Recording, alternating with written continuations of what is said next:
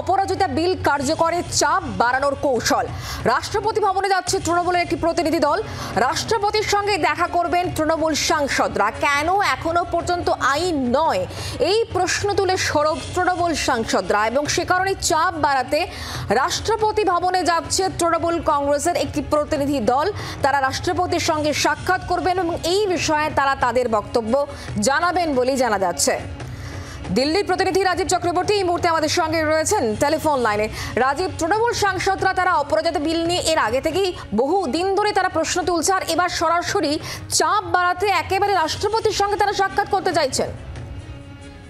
দেখো, ওয়াকফ মাফ করবে, দেখো অপরাজিতা বিল সেটি রাজ্য বিধানসভায় পাশ হয়েছে এবং সেই বিল পাশ হওয়ার পর সেই বিলটির চূড়ান্ত যে ছাড়পত্রের প্রয়োজন হয় সেই বিল সংক্রান্ত কেন্দ্রীয় সরকার এবং রাজ্যপাল এবং রাষ্ট্রপতি সেই বিল আইনে রূপান্তরিত হওয়ার ক্ষেত্রে, আর সেই জায়গায় বিলটি আটকে রয়েছে।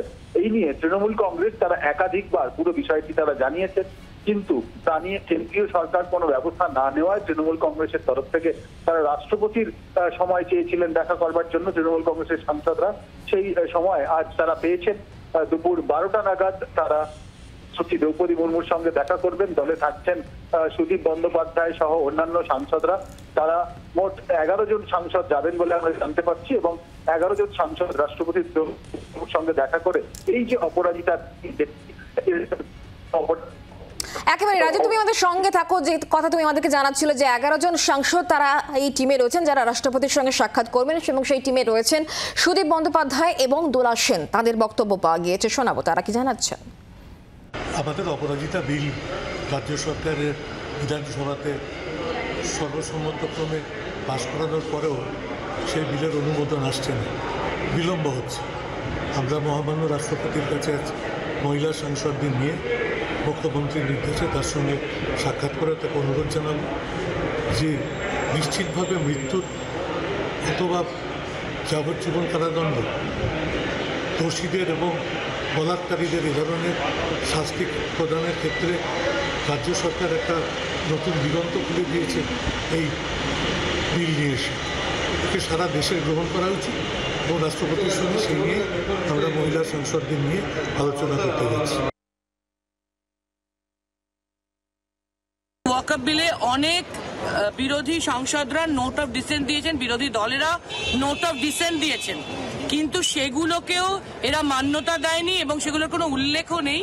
এবং সবচেয়ে আশ্চর্য, আজকেই লোকসভাতেও লে হচ্ছে আর রাজ্যসভাতেও লে হচ্ছে।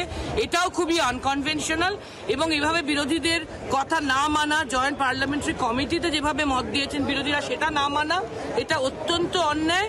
এবং সেই জন্যে আমরা তৃণমূল কংগ্রেসের পক্ষ থেকে ওখানে প্রতিবাদ জানিয়েছি এবং সমস্ত বিরোধীরাও একসাথে প্রতিবাদ করছেন রাজ্যসভার প্রাঙ্গণে। আমরা এই অগণতান্ত্রিক, এই তুগলকি, এই হিটলারি, এই মনমানি, এই মোদি হ্যায় তো মুমকিন হ্যায় মার্কা অ্যাটিটিউড ট্রেজারি বেঞ্চের একদম মানবার জন্য তৈরি নই।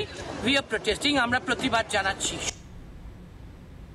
সুদীপ বন্দ্যোপাধ্যায়ের বক্তব্য শুনলেন, সে সঙ্গে দোলা সেনের বক্তব্য আপনাদের সামনে আমরা তুলে ধরলাম, যেখানে তারা বলছেন যে বিরোধীদের কোথাও গিয়ে বলতে দেওয়া হয় না, তাদের মতামত নেওয়া হয় না ওয়াকফ বিলের প্রসঙ্গ, সেক্ষেত্রে কিন্তু তারা তুলে আনছে। কথা বলবো রাজীব এই মুহূর্তে আমাদের সঙ্গেই রয়েছেন প্রতিনিধি টেলিফোন লাইনে। রাজীব, তাহলে যেহেতু বারবার করে অভিযোগ করা হচ্ছে যে যখনই বিরোধীরা কিছু বলতে চাইছে তখন এই কথা শুনতে কখনই সরকার পক্ষ চাইছে না, সে কারণে কোথাও গিয়ে একটা চাপ তৈরি করার জন্যই তৃণমূল সাংসদদের আজকে রাষ্ট্রপতির সঙ্গে সাক্ষাৎ পর্ব বেলা 12টায়।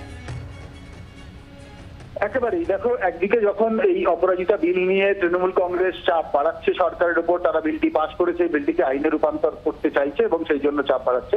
পাশাপাশি যে বিষয়টি এসে গিয়েছে তা হলো ওয়াকফ বিল। এই বিল ইতিমধ্যেই লোকসভায় পেশ হয়েছে এবং তারপর সেটাকে পাঠানো হয়েছে যৌথ সংসদীয় কমিটির কাছে এবং সেই যৌথ সংসদীয় কমিটি বিবেচনা হয়েছে এবং আমরা দেখেছি যে কমিটির বৈঠকে রীতিমতো ধুন্ধুমার হয়েছে, তোলপাড় হয়েছে। কল্যাণ বন্দ্যোপাধ্যায় সহ অন্যান্যরা তারা সরব হয়েছেন এই বিল নিয়ে এবং পরবর্তীতে আমরা দেখলাম যে এই বিল সংক্রান্ত যে আলোচনা, যে যৌথ সংসদীয় কমিটির বৈঠকে, সেখানে বিরোধী দলগুলির যারা প্রতিনিধি ছিলেন তারা ডিসেন্ট নোট দিয়েছে, তারা যে ভিন্ন মত পোষণ করছে সেটি বলেছে। এবং এই এক্ষেত্রে আজ বিলের সংসদীয় কমিটির যে রিপোর্ট সেটি পেশ হচ্ছে এবং পেশ হয়ে গিয়েছে রাজ্যসভায়, লোকসভাতেও পেশ করা হবে।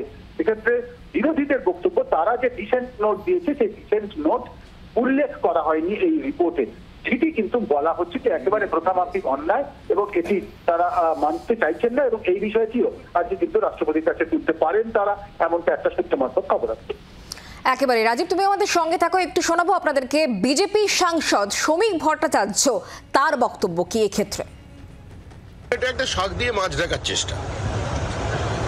নির্ভয়া আইন তো ছিলই, আরেকটা কঠোর আইন নিয়ে এসেছে, আমরাও তার সমর্থক, আমরাও চাই কঠোর থেকে কঠোরতম শাস্তি পাক অপরাধীরা। কিন্তু যেখানে সরকার নিজেই দায়িত্ব নিয়ে অত্যন্ত দৃঢ়তার সঙ্গে প্রমাণ লোপাট করে দিচ্ছে, সেখানে আইনের মূল্য কি থাকবে? সেখানে কিভাবে আইন লাগু করা যাবে? কারণ সরকারই তো প্রমাণ লোপাট করছে। তো আপনি যতই কঠোর আইন আনুন না কেন, সেটাকে বাস্তবায়িত করা সম্ভব নয়। বাংলার আওয়াজ, বাঙালির আবেগ, জি 24 ঘন্টা।